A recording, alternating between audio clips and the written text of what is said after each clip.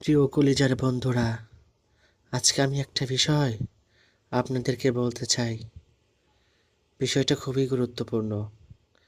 প্রিয় বন্ধুরা, আচ্ছা সত্যি বলেন তো, আমরা কি এই দুনিয়াতে চিরকাল থাকতে পারবো? আসলেই পারবো না।